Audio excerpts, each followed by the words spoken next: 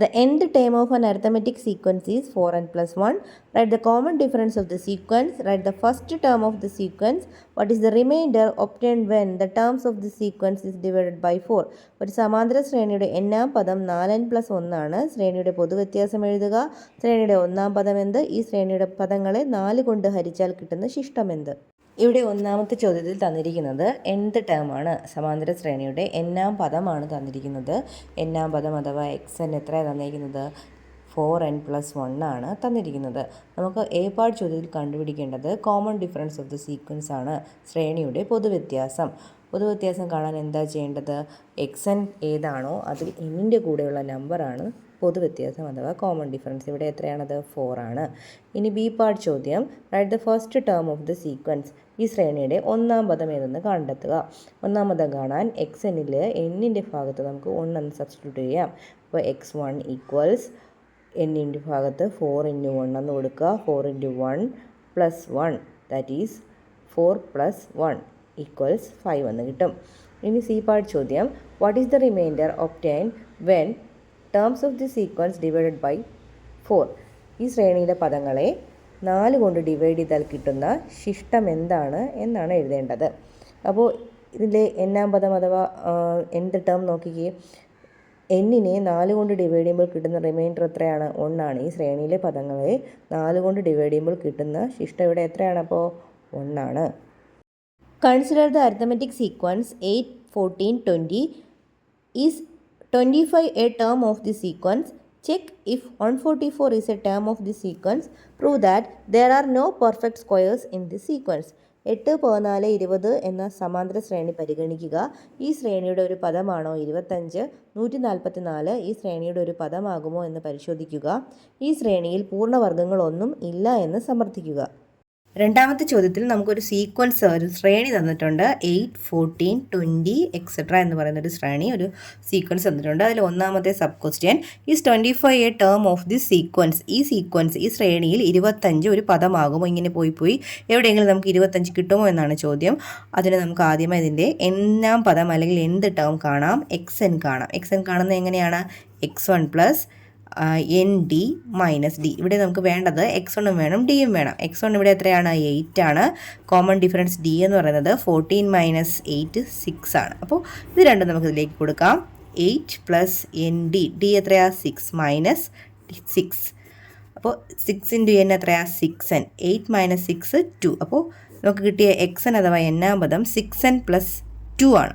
അപ്പോൾ ഇതിൻ്റെ മീനിങ് എന്താണ്? ഇതിൻ്റെ മീനിങ് എന്ന് പറഞ്ഞാൽ ഈ ശ്രേണിയിലെ സംഖ്യകളെ 6 കൊണ്ട് ഡിവൈഡ് ചെയ്താൽ, 6 കൊണ്ട് ഹരിച്ചാൽ കിട്ടുന്ന റിമൈൻഡർ അഥവാ ശിഷ്ടം എത്രയാണ്? 2 എന്നാണ്. ലീവ്സ് നമുക്ക് എഴുതാം ഇവിടെ. Leaves a remainder 2 on division by 6. 6 കൊണ്ട് ഡിവൈഡ് ചെയ്യുമ്പോൾ നമുക്ക് കിട്ടുന്ന റിമൈൻഡർ എത്രയാണ്? 2 ആണ്. നമ്മുടെ ഒന്നാമത്തെ പാർട്ടിലെ ചോദ്യം 25 ഒരു ടേം ആകുമോ എന്നാണ്. അതിന് നമുക്ക് 25ന് ഈ 6നെ, ഇവിടുത്തെ 6 എന്ന് പറയുന്നത് എന്താണ്? ഇവിടുത്തെ കോമൺ ഡിഫറൻസ് ആണല്ലോ. ആ 6 കൊണ്ട് ഡിവൈഡ് ചെയ്ത് നോക്കാം. നമുക്ക് റിമൈൻഡർ എത്രയാണ് കിട്ടുന്നത്? 1 കിട്ടുന്നത്. നമുക്ക് റിമൈൻഡർ ഈ സീക്വൻസിൽ അംഗമാകണമെങ്കിൽ, ഒരു ടേം ആകണമെങ്കിൽ എന്താ റിമൈൻഡർ വരേണ്ടത്? 2 ആണ്. 6 കൊണ്ട് എൻ്റെ കോമൺ ഡിഫറൻസ് കൊണ്ട് ഡിവൈഡ് ചെയ്യുമ്പോൾ 2 കിട്ടണം. ഇവിടെ കോമൺ ഡിഫറൻസ് കൊണ്ട് ഡിവൈഡ് ചെയ്തപ്പോൾ നമുക്ക് എത്രയാണ് കിട്ടിയത്? 1 ആണ് കിട്ടിയത് അല്ലേ? therefore 25 is not a term of the sequence. ഈ സീക്വൻസിൻ്റെ ടേം അല്ല.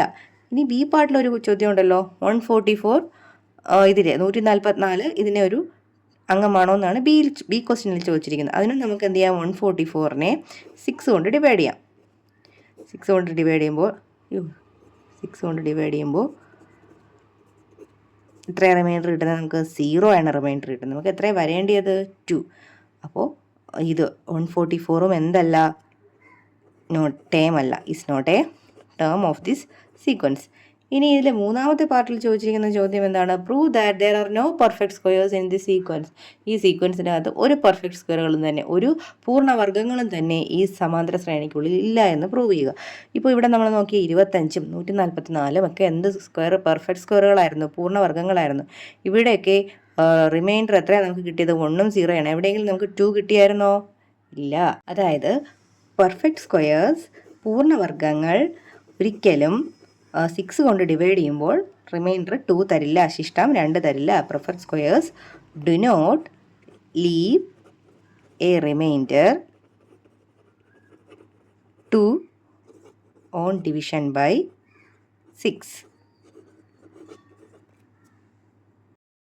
The third term of an arithmetic sequence is 26 and its eighth term is 61. Find the common difference of the sequence. What is its first term? Write the algebraic form of the sequence. Find the sum of the first 15 term of the sequence. ഒരു സമാന്തര ശ്രേണിയുടെ മൂന്നാം പദം 26ഉം എട്ടാം പദം 61ഉം ആകുന്നു. ശ്രേണിയുടെ പൊതുവ്യത്യാസം കണ്ടെത്തുക. ഈ ശ്രേണിയുടെ ഒന്നാം പദം എന്ത്? ശ്രേണിയുടെ ബീജഗണിത രൂപം എഴുതുക.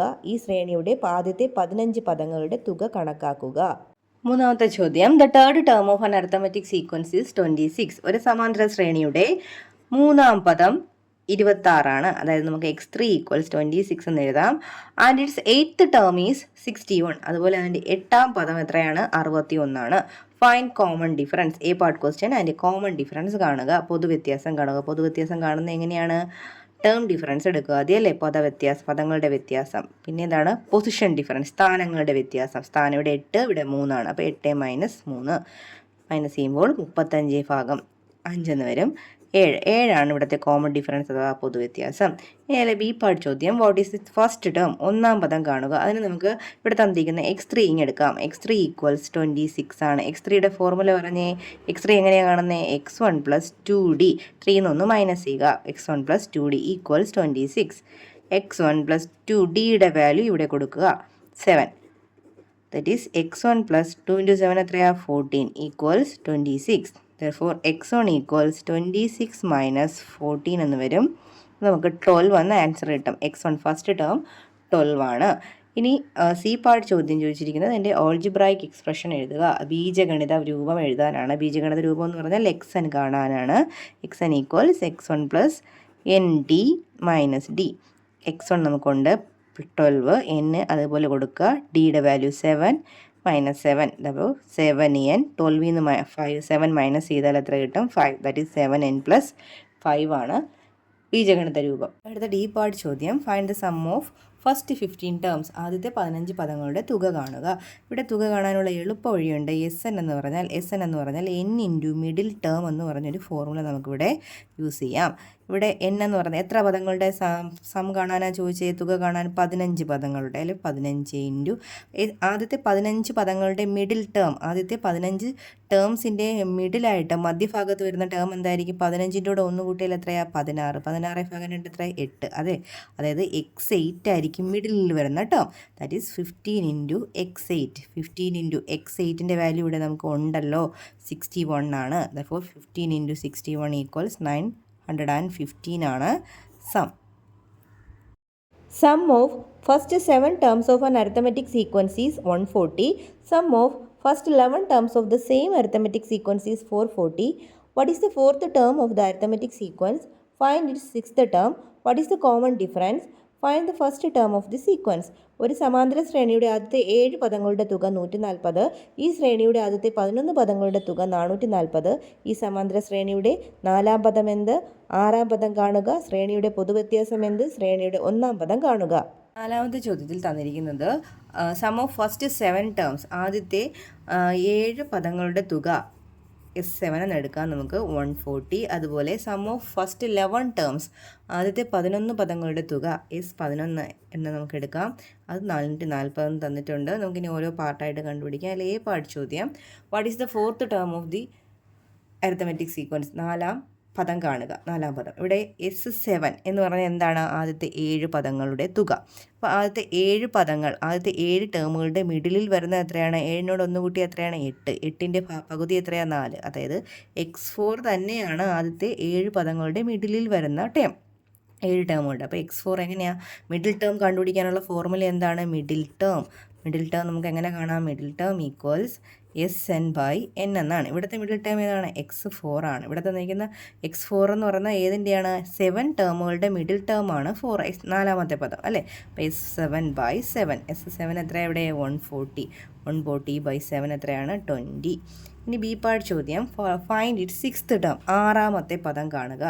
Sixth term. അപ്പോൾ x6 എന്ന് പറയുന്നത് 6 എത്ര പദങ്ങളുടെ മിഡിലിൽ വരുന്നതാണ്? 6 അതായത് S11 11 പദങ്ങൾ തന്നിരുന്നാൽ അതിൻ്റെ മിഡിലിൽ വരുന്നതായിരിക്കും 6 അല്ലേ.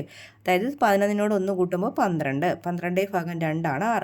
11 ടേമുകളുടെ നടുക്ക് വരുന്ന മധ്യഭാഗത്ത് വരുന്ന ടേം എന്ന് പറയുന്നത് x6 ആണ്. ദാറ്റ് ഈസ് S11/11 എടുക്കുക.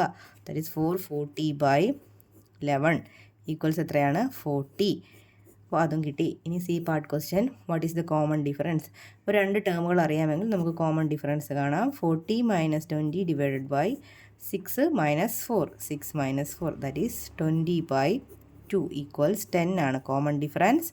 ഇനി അടുത്ത ചോദ്യം, ഡി പാർട്ട് ചോദ്യം. ഫസ്റ്റ് ടേം കാണുക.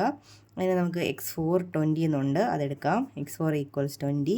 x4ൻ്റെ formula x1 + 3d equals 20. x1 + ഡിയുടെ വാല്യൂ 10 ആണ്, അത് കൊടുക്കുക. ഈക്വൽസ് 20. x1 + 3 × 10 എത്രയാണ്? 30 ഈക്വൽസ് 20. x1 ഈക്വൽസ് 20 + 30 ഈക്വൽ സൈനപ്പുറം പോകുമ്പോൾ -30 ഈക്വൽസ് എത്രയാണ്? -10 ആണ് ഫസ്റ്റ് ടേം.